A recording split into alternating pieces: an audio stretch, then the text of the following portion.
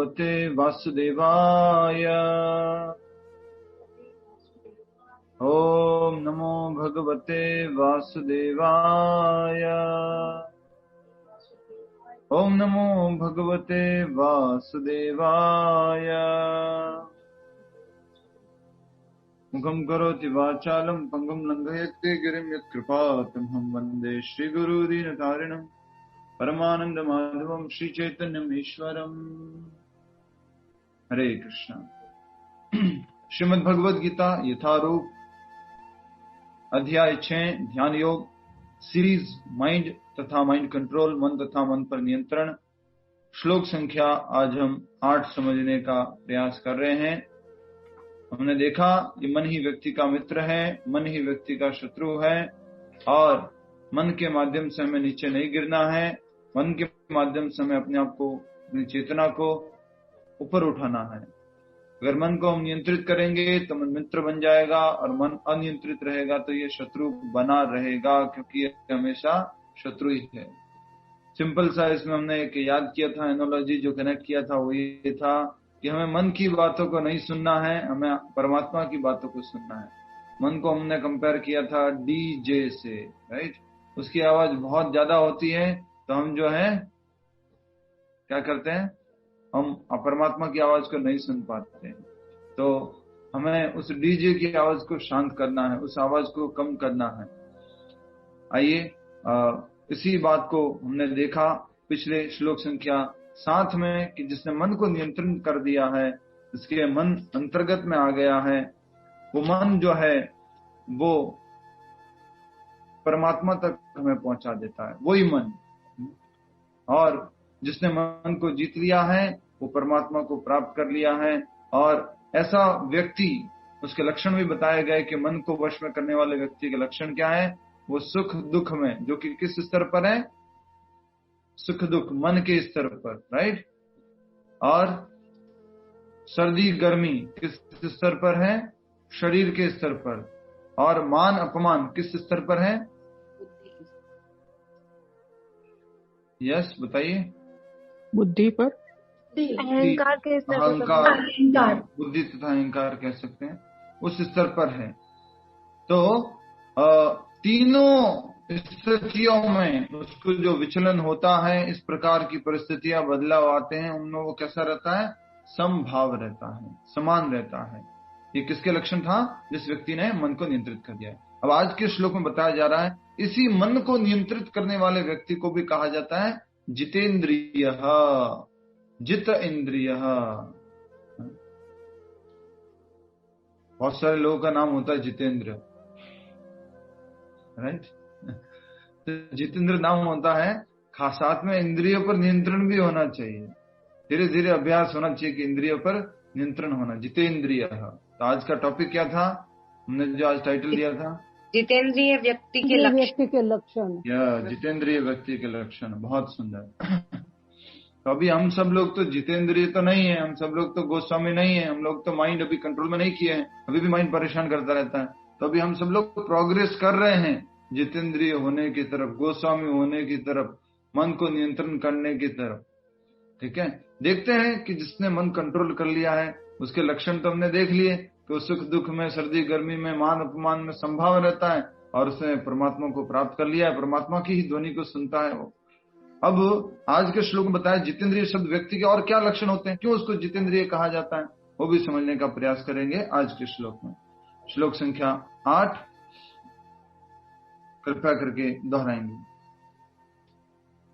ज्ञान विज्ञान तृप्तात्मा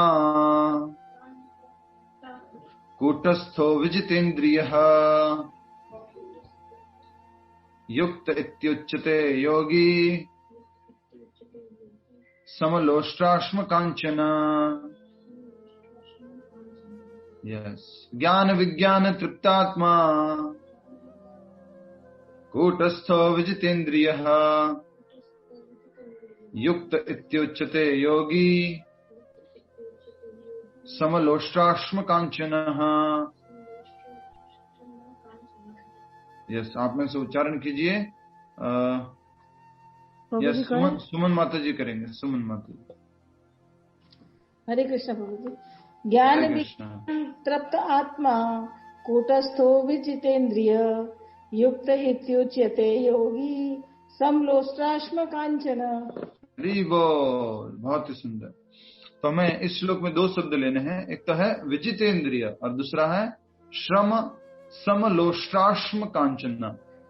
लोष्टा और कांचन, और एक है अश्म।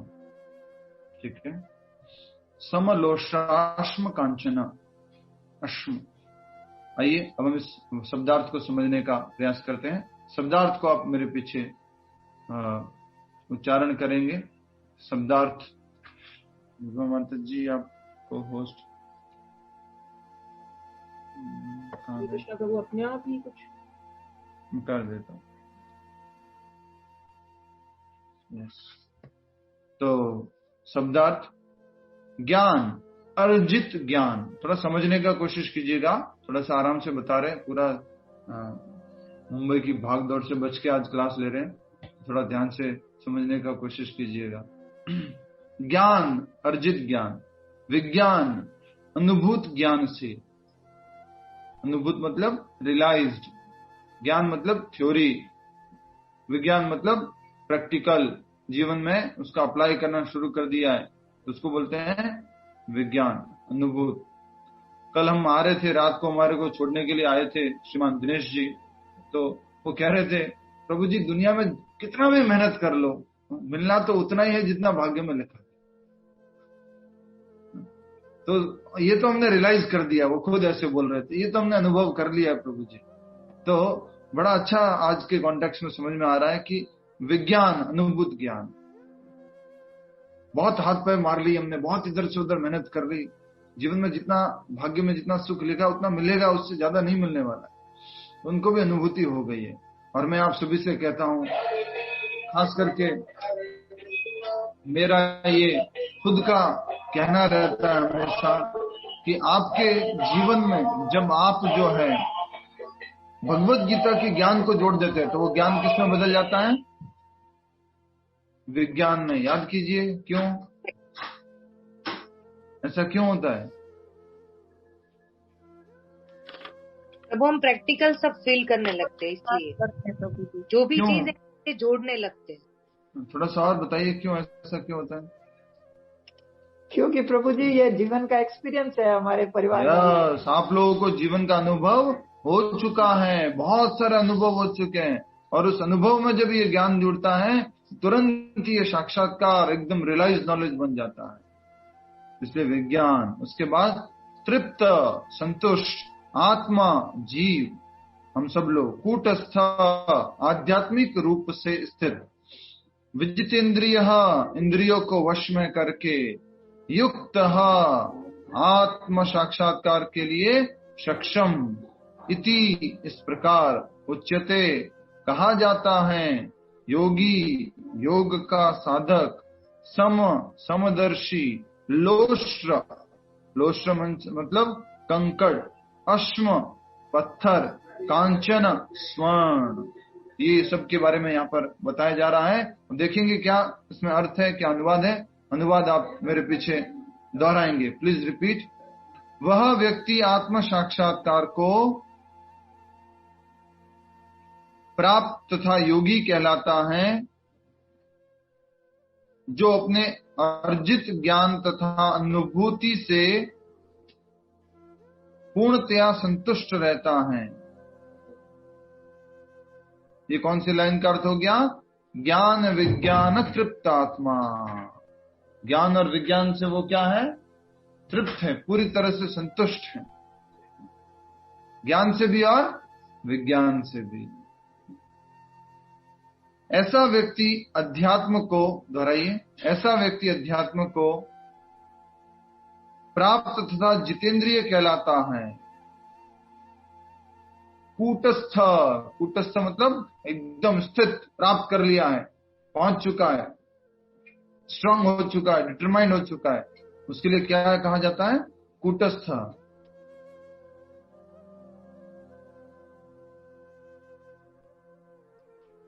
हरे कृष्ण, कूटस्थ। ठीक है, अब नेक्स्ट है, वह सभी वस्तुओं को, दोहराइए, चाहे वे कंकड़ हो, पत्थर हो या सोना या कि सोना, एक समान देखता है। किस किस को एक समान देखता है? कंकड़, पत्थर और सोना। सुख या दुख सब प्रभु जी। पत्थर और सोना, तीनों में कोई डिफरेंस नहीं। ठीक है, ठीक है, ठीक है। कंकड़ एक समान दृष्टि से देखता है। ये कहा जा रहा है किसके लिए? एक व्यक्ति जो ज्ञान विज्ञान से तृप्त है, अध्यात्म में स्थित है और इंद्रियों को नियंत्रित कर दिया है, उसके लिए ये कहा जा रहा है। समझ में आया आपको? पूरा श्लोक समझ में आया? अनुवाद। जितेंद्रिय किसे कहा जाता है? जो ज्ञान और विज्ञान से तृप्त रहता है और जो अध्यात्म में स्थित रहता है, ऐसा व्यक्ति जितेंद्रिय कहा जाता है। अब जितेंद्रिय कह दिया, इसका मतलब ये मत बोलना प्रभु जी इसमें ये कहां लिखा है कि उसने मन को भी नियंत्रित कर दिया। अलग से कुछ बोलने की जरूरत है क्या? इंद्रिय किसके कंट्रोल में है? मन के कंट्रोल में है। तो मन उसने नियंत्रित कर दिया तो इंद्रिया तो नियंत्रित हो चुकी है।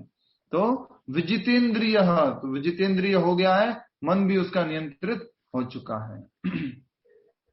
अब देखिए, अब समलोष्टाश्म कांचना, ऐसे व्यक्ति को योगी कहते हैं और साथ ही साथ वह सभी वस्तुओं को, चाहे वह कंकड़ हो, पत्थर हो या सोना हो, एक प्रकार से देखता है। अब देखिए, छोटे छोटे कंकड़ होते हैं, छोटे छोटे कंकड़, किसी को मारेंगे तो भी नहीं लगेगा, ऐसे छोटे छोटे कंकड़। उसका क्या उपयोगिता? बोले इसका तो कोई उपयोगिता नहीं है। फिर क्या है? बड़े बड़े पत्थर हैं। पत्थर, हाँ, उनका कुछ उपयोगिता हो सकता है। उसके बाद में और क्या है? सोना, उसकी बहुत ज्यादा उपयोगिता है, बहुत ज्यादा वैल्यू है उसकी। तो उन सबको एक दृष्टि से देखना क्या संभव है? साधारण व्यक्ति के लिए संभव है क्या? नहीं। सोना हो तो एक दृष्टि से देख सकते हैं क्या? ये पत्थर और सोना क्या एक ही बात है? सोने की दुकान पे जाकर के आप बोलते हैं भैया जल्दी से पैक कर दो 2 किलो पत्थर, ये लो 2 लाख रुपए। हो सकता है ऐसा? कोई आपको मिट्टी का ढेला दे दे, कुछ छोटे छोटे कंकड़ दे दे, चलो चलो आपके लिए मैं गिफ्ट लेके आया। क्या लेके आया गिफ्ट? बोले बढ़िया से ये बिना फैन को चंबूर में ही है, बोल दो आप 5 बजे मिल लो। तो छोटे छोटे कंकड़ दे दो, पत्थर दे दो, 1 किलो 2 किलो, और उसका आपसे कोई मांग ले 100 रुपए कंकड़, 100 रुपए कंकड़, 100 रुपए 100 रुपए, कोई लेगा क्या? नहीं ना माता जी, कोई लेगा? नहीं लेगा, राइट? क्योंकि उसका कोई वैल्यू नहीं है। बट थोड़ा बड़ा पत्थर है तो वैल्यू है, सोना चांदी है तो वैल्यू है। तो वो समझने की हमें प्रयास करनी है किसमें कहा जा रहा है। नेक्स्ट समझेंगे, तात्पर्य समझने का प्रयास करेंगे श्रील प्रभुपाद जी का। अब छोटी सी स्टोरी बता देते हैं, बहुत दिन हो गए हैं स्टोरी से ना। Hare Krishna, story time, yes और no? Smile please, story time, Hari बोल। तो कृपया करके वीडियो ऑन करके बैठिए ना, तो ये तो दिखेगी आप स्माइल कर रहे हैं कि दुखी है, कैसा है, ठीक है, कैसे आपको थोड़ा सा। हरे कृष्णा, मेरा नियम है वो तो पूरा करना चाहिए मुझे। कृपया करके वीडियो ऑन करके बैठे, भगवत गीता लेके बैठे, नोटबुक लेके बैठे और अपनी जप माला लेके बैठे। हरे कृष्णा। तो आपने नाम सुना ही है, अलेक्जेंडर द ग्रेट, राइट? सम्राट, उसको वर्ल्ड कॉन्करर, चक्रवर्ती सम्राट, हिंदी भाषा में क्या बोलते थे उसको? सिकंदर, सिकंदर महान। वो सिकंदर महान जब एक बार एक ऋषि के बारे में उसको मालूम पड़ा, तो ऋषि से मिलने जाने के लिए उसने अपने सैनिक, अपने सेनापति को बोला कि मुझे उनसे मिलना है, कृपया करके उनको बुला के लेके आओ, हम उनसे मिलना चाहते हैं। Alexander the great, the world conqueror, महान अलेक्जेंडर उनसे मिलना चाहते हैं, बुला के लेके आओ। तो सेनापति उनका जाता है बुलाने के लिए। वो ऋषि वहां पर एक पत्थर पर लेटे हुए होते हैं और वहां पर ये अलेक्जेंडर का सिपाही पहुंच गया, ये सेनापति पहुंच गया और पूछता है, स्वामी जी, महर्षि जी, प्रणाम आपको, हमारे अलेक्जेंडर द ग्रेट, वर्ल्ड कंकरर, चक्रवर्ती सम्राट सिकंदर महान आपको बुला रहे हैं। तो ये ऋषि मुनि क्या बोलते हैं, अगर सिकंदर को मुझसे मिलना है तो वो मेरे पास आ जाए। अगर सिकंदर को मुझसे मिलना है तो मेरे पास आ जाए, मैं उससे मिलने के लिए नहीं जाऊंगा। अरे आप ऐसे कैसे बोल सकते हैं, आप Alexander the great, world conqueror, चक्रवर्ती सम्राट सिकंदर के लिए आप ऐसे कैसे बोल सकते हैं? नहीं नहीं नहीं, अगर सिकंदर को मिलना है तो वो मेरे पास आ जाए, मैं उससे मिलने के लिए नहीं जाने वाला। अच्छा, वो ऐसी की ऐसी बात जाकर के किसको बोल देता है? अलेक्जेंडर को, सिकंदर को बोल देता है। भगवती जी, कौन किसको बोलता है? हरे कृष्ण प्रभु जी, सेनापति बोलता है हमको, सिकंदर जी को। सिकंदर को सेनापति बोलता है, बहुत सुंदर, हरि बोल। हरे कृष्ण। तो क्या होता है फिर? सिकंदर जो है गुस्सा हो जाता है, बोलता मैं जाता हूँ, कैसे नहीं आता वो, और जाता है वहां पर ऋषि के पास में। ऋषि आराम से उस बढ़िया सी चट्टान पे जंगल के अंदर क्या हुए हैं, लेटे हुए हैं।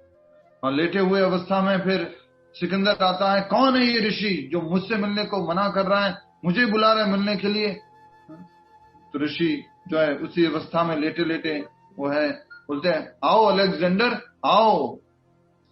तो अलेक्जेंडर आता है, सिकंदर महान आता है, और सिकंदर आकर के उसको बोलता है कि आप ऐसा क्यों कह रहे हैं, मैं क्यों मिलने आऊं आपसे, आप क्यों नहीं मिलने के लिए आए? तो अलेक्जेंडर बोलता है, और सॉरी वो जो ऋषि बोलते हैं, you are slave of my slave, तुम तो मेरे नौकर के भी क्या हो, नौकर हो। हिंदी में लिख सकते हैं आप, तुम तो मेरे दास के दास हो, तुम तो मेरे दास के दास हो, तो मैं तुमसे मिलने क्यों आऊंगा? तुम तो मेरे दास के भी दास हो। उसको अलेक्जेंडर को क्या आ गया, और गुस्सा आ गया, मेरे को दास का दास बोल दिया, तलवार बाल निकला, मुझे दास कैसे बोल दिया, अभी तुम बताओ, मुझे इसका उत्तर दो, मैं कौन से दास का दास हूं तुम्हारे, नहीं तो भाई तुम्हारा ये सर जो है धड़ से अलग कर देंगे। तब अलेक्जेंडर द ग्रेट को जो ऋषि थे वो कहते हैं, मेरा दास का नाम है क्रोध, और तुम उस दास के दास हो। मेरे दास का नाम क्या है, क्रोध, और तुम उसके क्या हो, दास हो। अलेक्जेंडर किसका दास था, क्रोध का, अर्थात उसको क्या आ गया था, क्रोध आ गया। तो वो बोलते ऋषि तो मेरे दास के भी दास हो। ऋषि तो क्या थे, जितेंद्रिय। अलेक्जेंडर तो बोलता रहता था मैं हूं जितेंद्रिय, मैं हूं वर्ल्ड कॉन्करर, मैं हूं चैंपियन, मैं हूं विश्व विजेता, मैं हूं सम्राट, मैं विश्व विजेता हूं। पर वो क्या नहीं कंट्रोल कर पाया था अपना, इशारा करके बताओ फटाफट, इशारा करके, इशारा करके, गुस्सा गुस्सा, इशारा इशारा। मैं भी अपना गुस्सा कंट्रोल नहीं कर पाया। इशारा करके बताना है। तो वो जो गुस्सा है, world conqueror Alexander the great जो है, वो इतना बड़ा सम्राट होके भी अपना गुस्सा, अपना जो ये इंद्रिय पर निग्रह नहीं कर पाया। राइट, यही बात यहाँ पर समझाई जा रही है। और जब हमें गुस्सा आता है तो हम फिर कुछ भी चीज का मालूम नहीं पड़ता है। याद कीजिए वो उदाहरण जो पिता और बेटे का था, जिसमें पिता बेटे के बीच में लड़ाई हो जाती है मूवी देखने के चक्कर में, और बेटा फिर पिताजी की हत्या कर देता है। तो गुस्सा आता है, क्या अच्छा है क्या बुरा है कुछ मालूम नहीं पड़ता। क्योंकि श्लोक संख्या 63 में, कौन से अध्याय में क्या बताया गया गुस्से के बारे में? 63 अध्याय, कौन सा? दूसरा अध्याय। क्या बता रहे हैं? शुरुआत कहां से होती है गुस्से की? जब हमारी इच्छाओं की पूर्ति नहीं होती। यस, तो उससे पहले क्या होता है? इच्छा भी क्यों आती है? अटैचमेंट। अटैचमेंट। उससे पहले अटैचमेंट कैसे डेवलप होता है? ग्रीड ग्रीड काम। शांति। ओम शांति। ठीक है, जिससे पूछा जाए ना वो उत्तर दिया कीजिएगा, अब से ध्यान रखिए आप। तो सबसे पहला याद कीजिए वो ध्यायतो विषयान पुंसा, देखा देखा और देखते ही रह गए। जब विषय वस्तु के ऊपर ध्यान करेंगे, एक बार देखा तो चलता है भाई, एक बार देखा ठीक है देखा, फिर बार बार अगर उसको देख रहे हैं, उसी की तरफ मन जा रहा है, तो क्या हो जाएगा?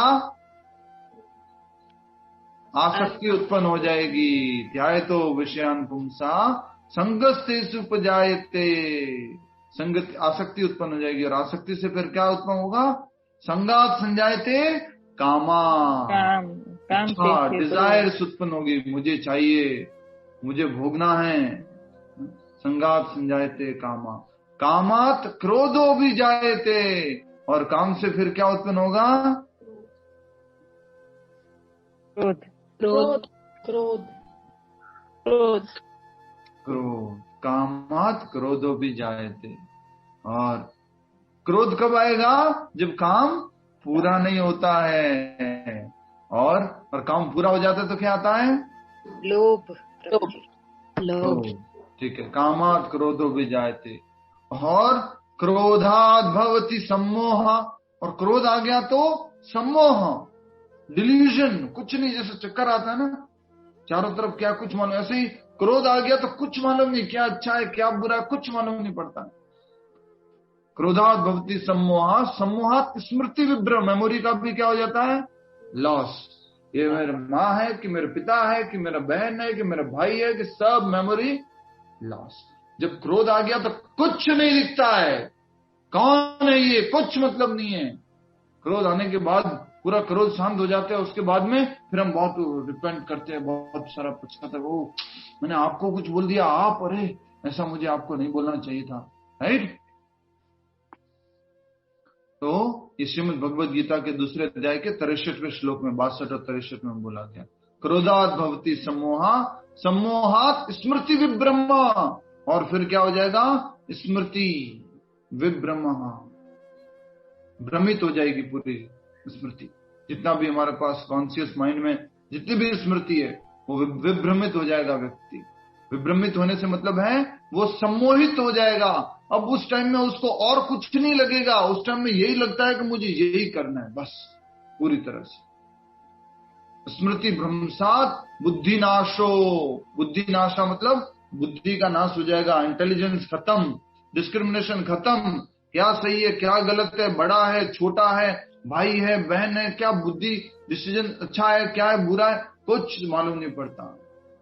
बुद्धि नाशात प्रणश्यति, फिर वो जो है इस भव सागर में वापस से गिर जाता है। तो ये बताया गया किसके लिए? अनियंत्रित इंद्रिया, क्रोध। तो इसलिए अलेक्जेंडर द ग्रेट को उस ऋषि ने बोला, you are slave of my slave, तुम मेरे नौकर के भी नौकर हो। और वो अपने आप को क्या बोला फिरता था? I am Alexander the great, the world conqueror. अरे भैया पहले छोटी छोटी चीजों को कॉन्कर कर लो। क्या क्या था वो?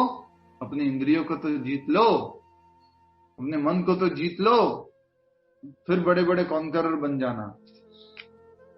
इसलिए इस श्लोक में कहा गया है कि वह व्यक्ति आत्म साक्षात्कार को प्राप्त तथा योगी कहलाता है जो अपने अर्जित ज्ञान, योगी किसे कहेंगे? ये आत्म साक्षात्कार को प्राप्त व्यक्ति जिसने आत्म साक्षात्कार कर लिया है, वो कौन है? जो सुनने वाला ज्ञान, पढ़ने वाला ज्ञान, उस ज्ञान को अपने अर्जित किया हुआ ज्ञान तथा अनुभूति जो विज्ञान है, जो जीवन में अनुभव किया है, उस ज्ञान से वो संतुष्ट रहता है। और फिर ऐसा व्यक्ति अध्यात्म को प्राप्त तथा जितेंद्रिय कहलाता है। वह सभी वस्तुओं को, चाहे वह वे कंकड़ हो, पत्थर हो या सोना हो, एक समान देखता है। समलोष्ट्राश्म कांचना। ठीक है, आइए अब तात्पर्य पढ़ते हैं। बहुत ही सुंदर तात्पर्य श्रील प्रभुपाद जी का। तात्पर्य, परम सत्य की अनुभूति के बिना कोरा ज्ञान व्यर्थ है। कुछ भजन आता है ऐसा, कुछ भजन या श्लोक कुछ बोलते हैं इस तरह से, कुछ बोलते हैं इस तरह का, कोरा ज्ञान तो कोरा ज्ञान, कुछ कोरा कागज कोरा ही रह जाएगा, कुछ तो बोलते हैं, भूल गया मैं। कुछ कोरा ज्ञान है, वो मात्र अगर ज्ञान है तो वो कुछ काम का नहीं है, वो ज्ञान को क्या करना होगा, अनुभूत भी करना होगा, उसको जीवन में अप्लाई भी करना होगा।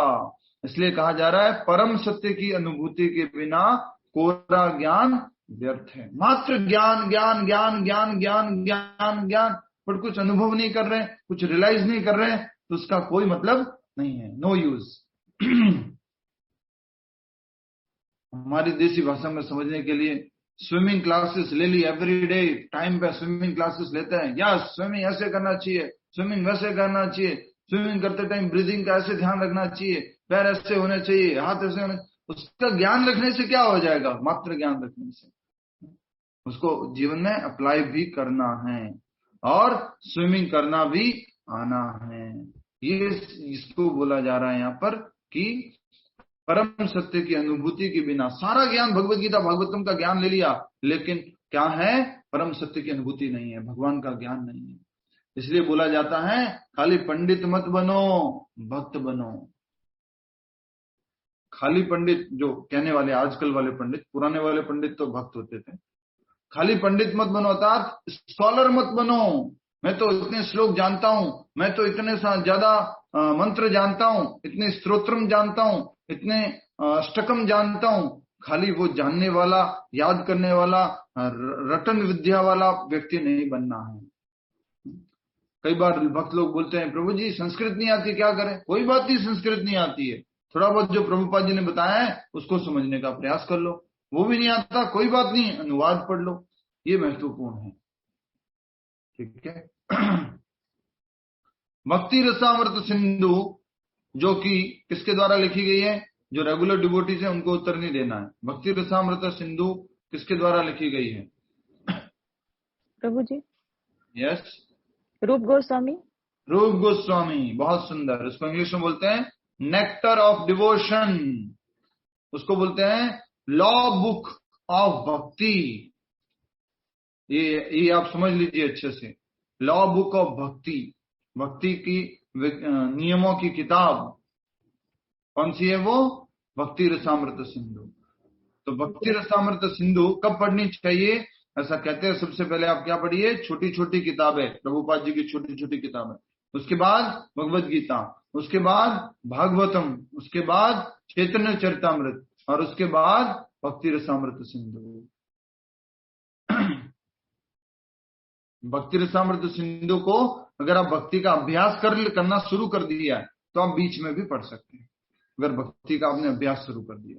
ठीक है, समझ में आ गया ना? प्रभुपाद जी बोलते थे लाइक भगवत गीता पढ़ना ये जस्ट ये 12th करने के बराबर है, भागवतम पढ़ना ये ग्रेजुएशन करने के बराबर है, चैतन्य चरितामृत करना पोस्ट ग्रेजुएशन करने के बराबर है, और ये जो हमारा भक्ति रसामृत सिंधु पढ़ना PhD करने के बराबर है। ठीक है, हरे कृष्णा। अब क्या कहा गया है भक्ति रसामृत सिंधु में, रूप गोस्वामी जी क्या कहते हैं, श्लोक दोहराएंगे। अतः श्री कृष्ण नामादि, बोलिए, न भवेद ग्राह्यम इंद्रिये है, सेवोन्मुखे ही जीवादो, स्वयं एवं स्फुर्ति।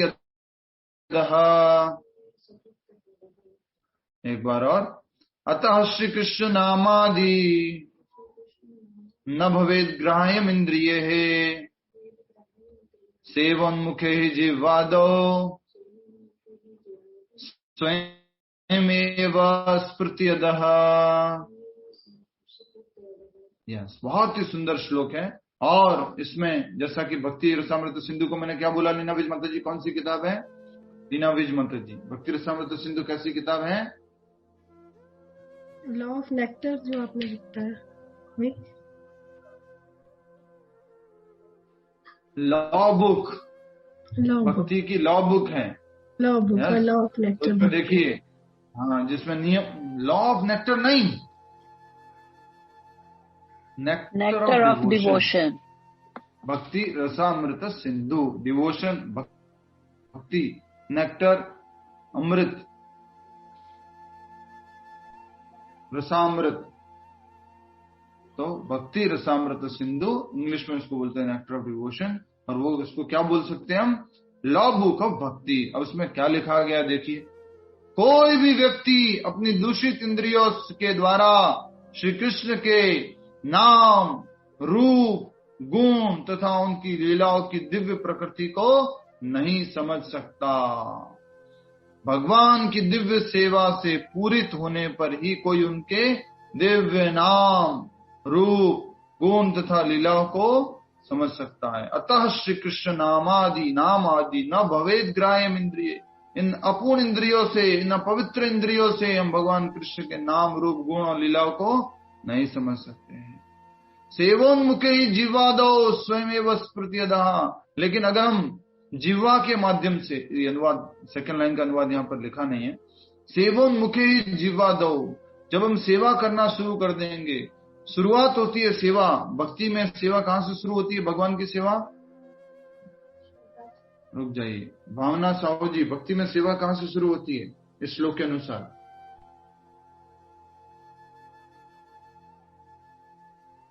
मैं बताऊं प्रभु जी? आपका नाम चेंज कर दें?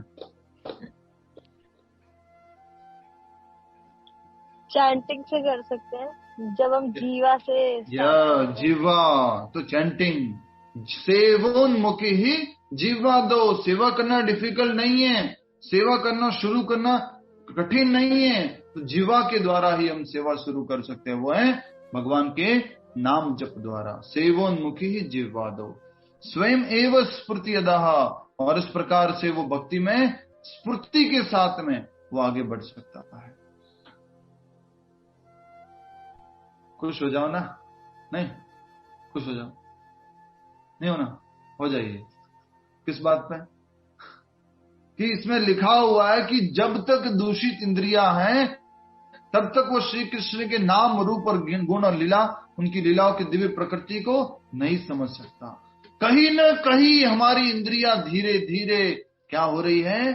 शुद्ध हो रही है। इस कारण से भगवान का नाम हमारी जीवा से निकल रहा है। उस कारण से भगवान के दिव्य ज्ञान को भगवत गीता में जो बताया जा रहा है, भागवत में बताया जा रहा है, उसको हम समझ पा रहे हैं।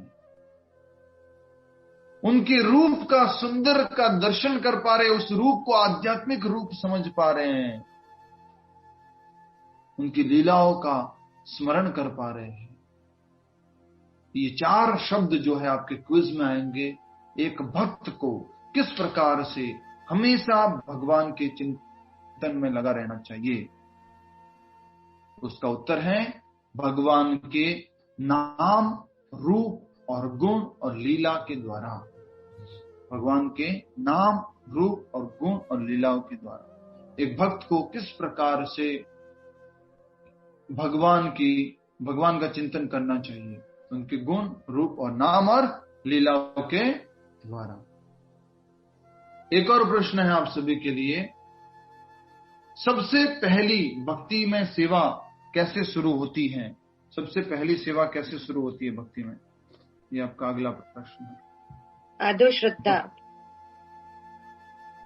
नहीं, हम तो बताया भक्ति में सेवा जीवा के द्वारा, टंग के द्वारा। सेवोन्मुखी ही लिखा हुआ है, सेवोन्मुखे, उन्मुखे, सेवा उन्मुख होती है, शुरू होती है। सेवोन्मुखे ही जीवा दो, जीवा से हमें जीवा के द्वारा सेवा करना शुरू करनी है। चलो एक बार फटाफट, एक बार सभी लोग मिलकर सेवा करते हैं जीवा से। हरे कृष्णा हरे कृष्णा कृष्णा कृष्णा हरे हरे, हरे राम राम राम हरे हरे। ये भगवान की सेवा की आपने, ठीक है। एक बार प्रभुपाद जी से, वैसे तो हमारे भारत में सभी लोग एक्सपर्ट हैं और पुण्यशाली हैं, लेकिन किसी को पूछेंगे प्रभु जी आपने तो बहुत पुण्य किए होंगे पिछले जीवन में, माता जी आपने तो बहुत पुण्य किए होंगे इसलिए आप भगवान का नाम ले पा रहे, कीर्तन कर पा रहे, इतनी छोटी उम्र में भक्ति में जुड़ गए, बहुत पुण्य किए आप लोगों ने पिछले जन्म में। एक जगह लिखा हुआ था, आगे भी आएगा वो, कि जिसने सारी नदियों का स्नान कर लिया है, सारे यज्ञ कर लिए हैं, सारी तपस्याएं कर ली हैं, सारे के सारे तीर्थ स्थानों का भ्रमण कर लिया है और सारे शास्त्रों का अध्ययन कर लिया है, उसकी जीवा पर भगवान का नाम आ सकता है।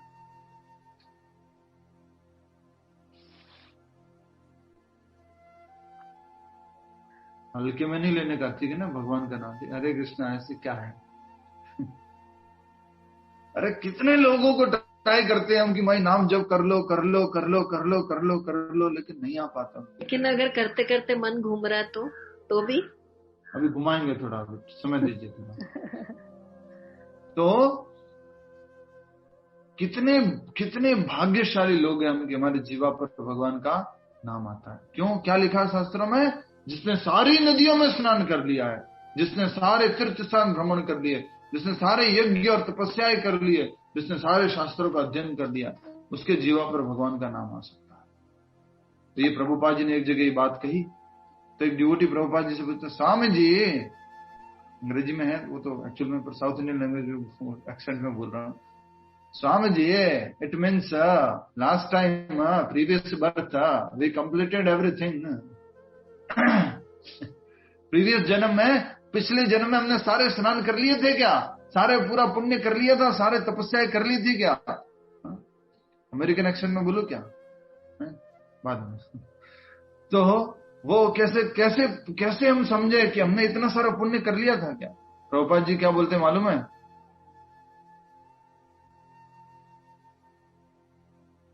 No, I have picked you from gutter.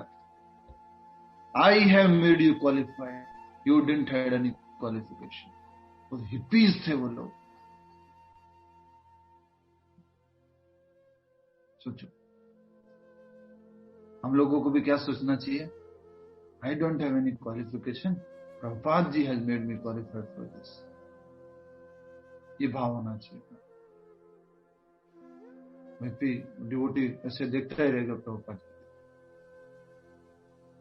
Prabhu ji, one request, sometimes you please start, वो भी शुरू कीजिए प्रभुपाद जी की लीला अमृत। इट्स बहुत ही अच्छी है वो, तो आप बोलेंगे तो ज्यादा थोड़ा थोड़ा बताते रहते हैं बीच में से हम। आपको भी कोई रियलाइजेशन बीच में स्टोरी याद आता है तो आप लोग भी शेयर कर सकते हैं समय के अनुसार। हाँ, मैंने उनका पढ़ा है तो आई विल शेयर डेफिनेटली। तो अभी जैसे बताया मैंने, कल भी एक बताया था।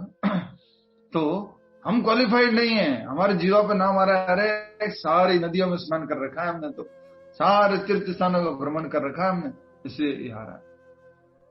तो प्रभुपाद जी ने हमें क्वालिफाइड बनाया है। खास करके आप सभी का तो मालूम नहीं, आप सभी तो पुण्य आत्मा है, मेरा तो यही है, हमारा तो वही है। प्रभुपाद जी ने जो बोला ना, I picked you from gutter, तो हम तो उधर वाले ही है। हरे कृष्णा। तो गुण रूप और नाम और लीला के द्वारा वही व्यक्ति भगवान की सेवा कर सकता है जो इंद्रियों को शुद्ध कर चुका है। दूषित इंद्रियों से, लिखा हुआ है, कोई भी व्यक्ति अपनी दूषित इंद्रियों से के द्वारा श्री कृष्ण के नाम, गुण, रूप तथा उनकी लीलाओं की दिव्य प्रकृति को नहीं समझ सकता। इसलिए प्रभुपाद जी ने, और भगवान के नाम का एक 9th ऑफेंस क्या है, बोलिए? 9th ऑफेंस, नाम अपराध में 9th ऑफेंस। 10 ऑफेंसेस होते हैं, 9 ऑफेंस। 9th ऑफेंस मंगला आरती के बाद डेली बोलते हैं ना, नवा अपराध क्या है नाम जप में?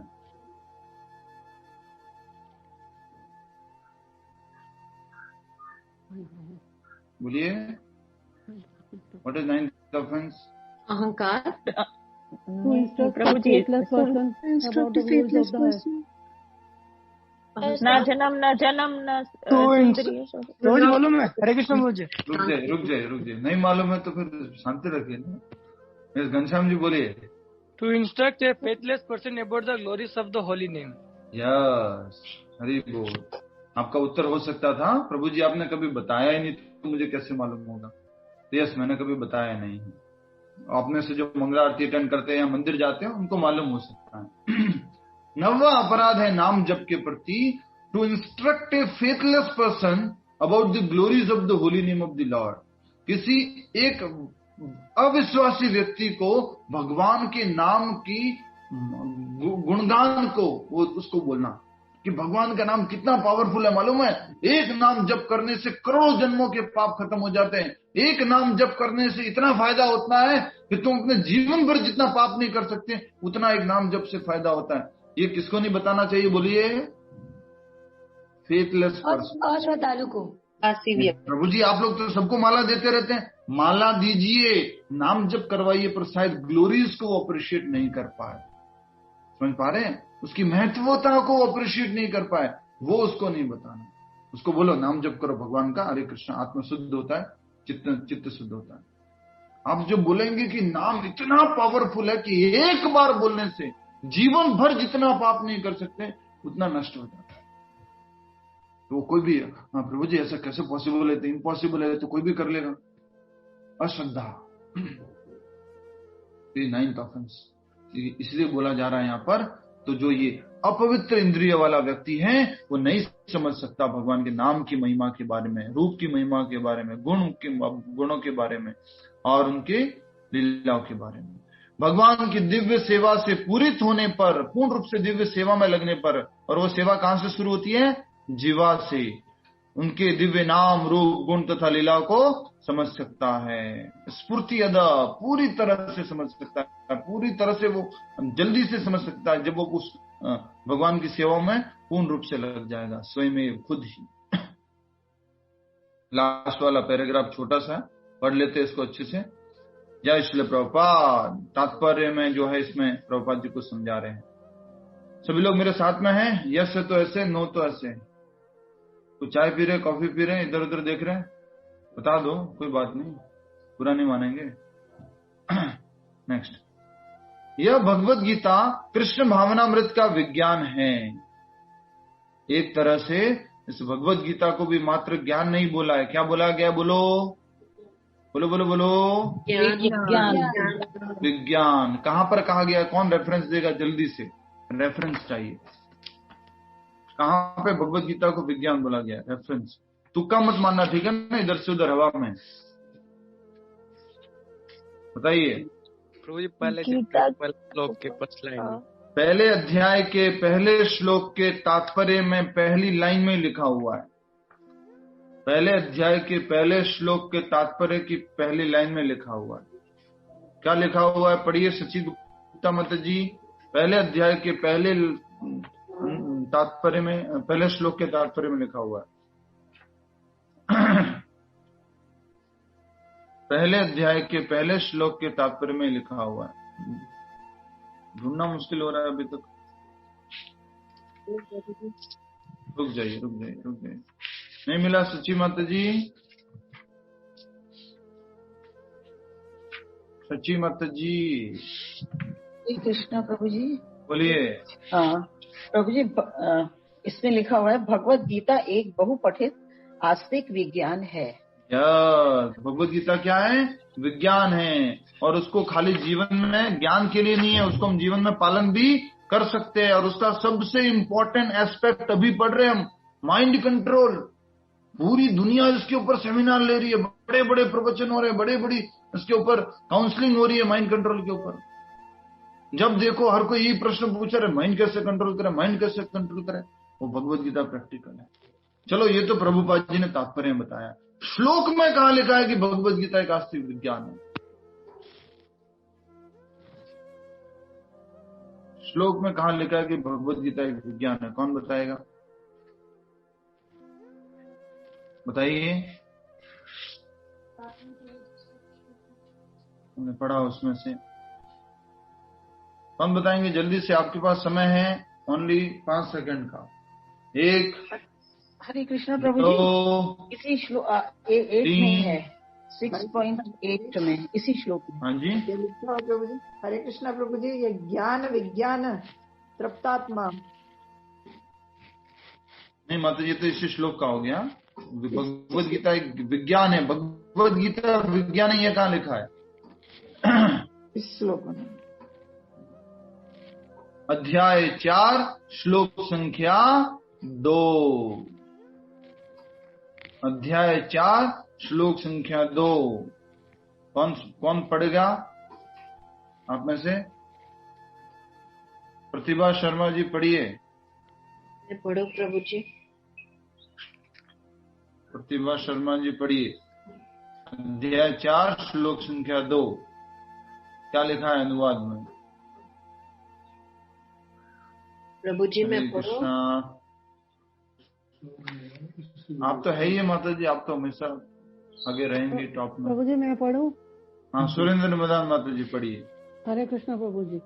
इस प्रकार ये परम विज्ञान गुरु परंपरा द्वारा प्राप्त किया गया और राज ऋषियों ने इसी विधि से इसे समझा, किंतु काल क्रम में ये परंपरा क्षीण हो गई, अतः ये विज्ञान यथा रूप में लुप्त हो गया लगता है। बहुत सुंदर, हरि बोल।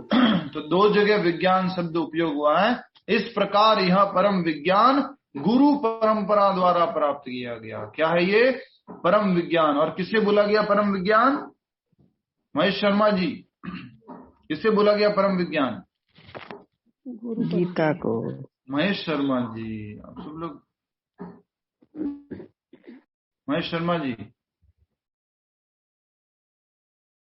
महेश शर्मा जी आपसे पूछ रहे हैं हम। कहाँ ध्यान है आपका? गीता का ज्ञान। हाँ, गीता के ज्ञान को विज्ञान बोला गया, परम विज्ञान बोला गया है। और लास्ट वाली लाइन में ये लिखा हुआ, यह विज्ञान यथा रूप में लुप्त हो गया लगता है। तो भगवत गीता क्या है? विज्ञान है। यह भगवत गीता कृष्ण भावनामृत का विज्ञान है। कैसे पालन करना चाहिए कृष्ण भावनामृत को प्रैक्टिकली अपने जीवन में, वो विज्ञान इस भगवत गीता में मिलता है। हरे कृष्ण। नेक्स्ट, माइक म्यूट कर लीजिए जिसका भी ऑन है। मात्र संसारी विद्वता से कोई कृष्ण भावनामृत नहीं हो सकता, उसे विशुद्ध चेतना वाले व्यक्ति का सानिध्य प्राप्त होने का सौभाग्य मिलना चाहिए। मेरी आवाज आप तक आ पा रही है? हाँ जी प्रभु जी। ठीक है। यह भगवत गीता कृष्ण भावनामृत का विज्ञान है। तो आपके क्विज में आएगा भगवत गीता किसका विज्ञान है? प्रश्न, भगवत गीता किसका विज्ञान है? समझाओ, समझाना भी है। भगवत गीता कृष्ण भावनामृत का विज्ञान है या भक्ति का विज्ञान है? समझाओ।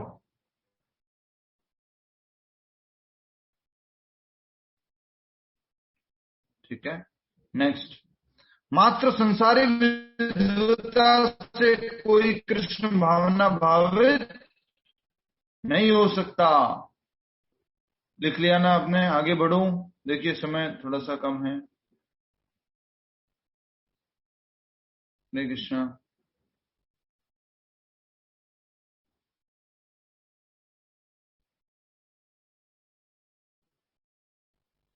लिख लिया? बताओ ना, कोई तो लिख लिया ना? मात्र संसारी विद्वता से कोई कृष्ण भावनामृत नहीं, कृष्ण भावना भावित नहीं हो सकता, उससे विशुद्ध चेतना वाले व्यक्ति का सानिध्य प्राप्त होने का सौभाग्य मिलना चाहिए। इसलिए कभी भी कोई प्रभु जी घर पे आए, कोई प्रभुपाद जी का प्रवचन सुनने को मिले, कुछ हो, तो आपका उत्तर क्या होना चाहिए? ये मेरा सौभाग्य है, मेरा सौभाग्य है, मुझे सौभाग्य मिला कि मैं जो है आप लोगों का सानिध्य कर पाया, आपका नाम जप, आपके द्वारा इस नाम जप को कर पाया, कीर्तन कर पाया। इसलिए यहाँ पर लिखा हो गया है कि हमारा सौभाग्य होना चाहिए। संसारी विद्वता समझ रहे हैं ना? भौतिक रूप से बहुत सारा ज्ञान है, पैसा है, धन संपत्ति है, बहुत सारा इधर उधर की सारी जानकारी है, वो सब जो है कृष्ण भावना भावित हमें नहीं बनाएगी। उसे विशुद्ध चेतना वाले व्यक्ति का सानिध्य प्राप्त होने का सौभाग्य मिलना चाहिए। सौभाग्य होगा तो उसको वो भक्त मिलेंगे। कृष्ण भावना भावित व्यक्ति को भगवत कृपा से ज्ञान की अनुभूति होती है, क्योंकि वह विशुद्ध भक्ति से तुष्ट रहता है। ये श्लोक में भी था, कूटस्थ विजितेंद्रिय, विशुद्ध भक्ति से संतुष्ट रहता है, तुष्ट रहता है, प्योर डिवोशन से। इसलिए कहा जा रहा है कृष्ण भावना भावित व्यक्ति को भगवत कृपा से ज्ञान की अनुभूति होती है, भगवान की कृपा से अनुभूति होती है। ज्ञान किसमें बदल जाता है? उसका विज्ञान में बदल जाता है, अनुभूति में बदल जाता है। वो किसकी कृपा से? भगवान की कृपा से, क्योंकि वह शुद्ध विशुद्ध भक्ति से तुष्ट रहता है। अनुभूत ज्ञान से वह पूर्ण बनता है। पूर्ण कब बनेगा?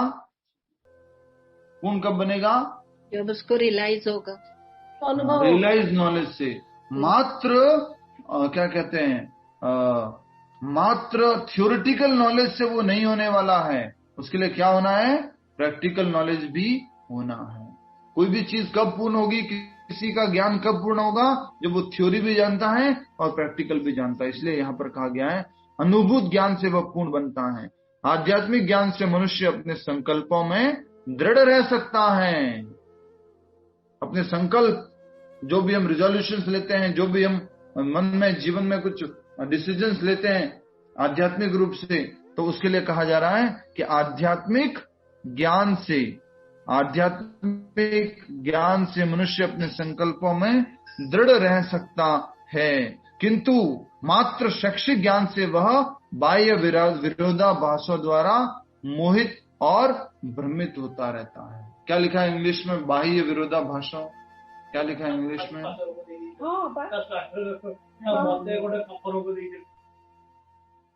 बाह्य विरोधाभासों से वो क्या लिखा है इंग्लिश में, बोलिए।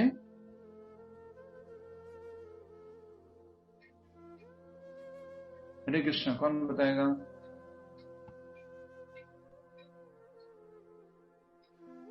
हरि बोल।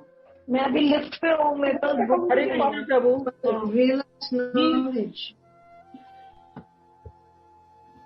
यस, इंग्लिश वाले लोग बोलिए ना, माता जी बोलिए।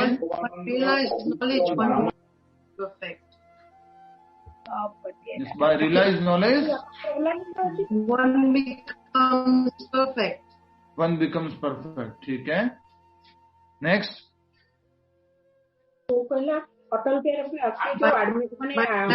माता जी आप क्या कर रहे हैं? यस माता जी, पढ़िए रिमा माता जी। By transcendental knowledge, one can remain steady in his convictions, but by mere academic knowledge, one can be easily deluded and confused by apparent contradictions. तो अलग अलग विरोधाभासों से वो क्या हो जाएगा, मोहित हो जाएगा, भ्रमित हो जाएगा। अलग अलग बातों से, अलग अलग तर्कों से, अलग अलग तरह की सूचनाओं से वो क्या हो जाएगा, विमोहित हो जाएगा, भ्रमित हो जाएगा। इसलिए कहा जा रहा है केवल अनुभवी आत्मा ही आत्म संयमी होता है।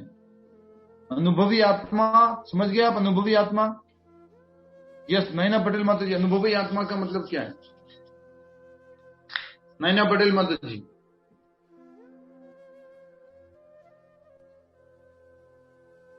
हरे कृष्ण प्रभु जी, आपने क्या बताया? मैं जरा लिख रही थी तो ध्यान। अनुभवी आत्मा किसे कहते हैं? अनुभवी आत्मा नहीं पता है। अच्छा, ठीक है, कौन बताएगा? वृंदा कृष्ण माता जी बोलिए। प्रभु जी हरे कृष्णा। अनुभवी आत्मा मतलब जिसने कृष्ण भावना को प्रैक्टिकल में यूज करना शुरू कर दिया, रियलाइज्ड हो गया, उसको ज्ञान की अनुभूति हो गई है और अब वो प्रैक्टिकली उसको डे टू डे में यूज कर रहा है, उसको इम्प्लीमेंट कर रहा है। ठीक है, बहुत अच्छा। ठीक है, नेक्स्ट इसको हम देसी भाषा में अगर हम समझें कि जो ठोकर खाया हुआ व्यक्ति है वो ही क्या रखता है, फिर धीरज रखता है, नियंत्रण करता है, वो ही आत्म संयमी बनता है। समझ में आ रहा है आपको? अनुभवी, वो जल्दबाजी नहीं करता है, जो अनुभवी हो चुका है वो फिर क्या रहता है, आत्म संयमी रहता है, इंद्रियों को निग्रह करके रखता है। नेक्स्ट, क्योंकि वह कृष्ण की शरण में जा चुका होता है। कौन? कृष्ण भावना भावित व्यक्ति जो अनुभवी है। किस बात का अनुभव है उसको? कि ये भौतिक संसार तो हमारा जगह नहीं है, हम तो आध्यात्मिक जगत के हैं, मैं ये शरीर नहीं हूं, मैं आत्मा हूं, ये सब का अनुभव हो चुका है उसको। वह दिव्य होता है क्योंकि उसे संसारी विद्वता से कुछ लेना देना नहीं रहता, संसारिक ज्ञान से कुछ लेना देना नहीं रहता। चौथे अध्याय में कौन सा ज्ञान था? दिव्य ज्ञान। वो दिव्य ज्ञान में स्थित होता रहता है, इसलिए भौतिक ज्ञान से उसको कोई मतलब नहीं है। आज टीवी क्या बोल रही है, न्यूज़पेपर क्या बोल रहा है, मीडिया क्या बोल रहा है, उसको इन सब चीजों से कुछ मतलब नहीं है। वो तो आध्यात्मिक ज्ञान में स्थित रहता है। उसके लिए संसारी विद्वता तथा मनोधर्म जो अन्यों के लिए स्वर्ण के समान उत्तम होते हैं, कंकड़ों या पत्थरों से अधिक नहीं होते। व्यक्ति का मनोधर्म होता है। हर कोई व्यक्ति क्या बोलता है? According to me, I think like this, I feel like this. ये सब क्या है? मनोधर्म।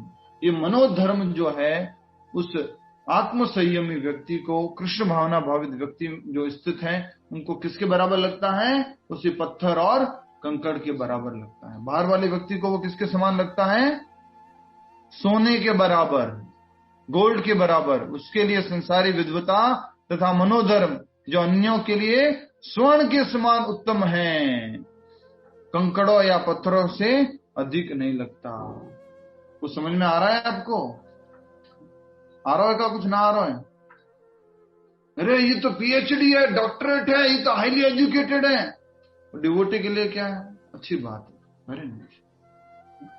अरे भौतिकतावादी के लिए हो आईआईटी से पास आउट, उसके बाद एमटेक, हो उसके बाद एमबीए, इतना पढ़ाई किया है, उसके बाद में आपने पीएचडी किया है। हो कितने महान आप, तो कितने पढ़े लिखे। भौतिकतावादी व्यक्ति के लिए वो क्या है? स्वर्ण के बराबर है। लेकिन एक अध्यात्मवादी व्यक्ति के लिए क्या है? ठीक है, अच्छा है, वेरी नाइस। समझ पा रहे हैं? तो ये जिसने जितेंद्रिय है, जो अध्यात्म में स्थित है, जो कूटस्थ है, उस व्यक्ति के लिए कहा गया है समलोष्टाश्म कांचना। वो सबको किस दृष्टि से देखता है? समान दृष्टि से देखता है। तब इसमें किसका शब्द का कौन सा उदाहरण उपयोग होगा? उदाहरण उपयोग होगा शिला प्रभुपाद जी का। शिला प्रभुपाद जी क्या है? आत्म संयमी, पूर्ण रूप से कृष्ण भावना भावित, कृष्ण भावना में स्थित। इसलिए वो हर किसी को किस दृष्टि से देखते थे? समान दृष्टि से। ये पुअर है, ये रिच है, ये एजुकेटेड है, या अनएजुकेटेड, ये किसी भी सब पुअर है। जो कृष्ण भावनामृत में नहीं है वो सब क्या है? गरीब है। समझ में आ रहा है आपको? ये कहा जाता। प्रभुपाद जी सबके प्रति समान दृष्टि रखते थे। ये प्रभुपाद जी उदाहरण है इस श्लोक के, कि जो पूर्णतया संतुष्ट रहते हैं और जो इंद्रियों पर विजय प्राप्त करे हुए हैं, और वो जो कंकड़ पत्थर और सोने को एक समान दृष्टि से देखते हैं। भौतिक रूप से कोई ज्यादा पढ़ा लिखा भी क्यों ना हो, वो भी जो है उसको भी उसी दृष्टि से देखते हैं। आपके प्रश्न बहुत सारे हो सकते हैं इसके ऊपर। प्रश्न को करेंगे हम चैंटिंग के बाद। अपनी जपमाला ले लीजिए। आइए अब हम क्या करते हैं?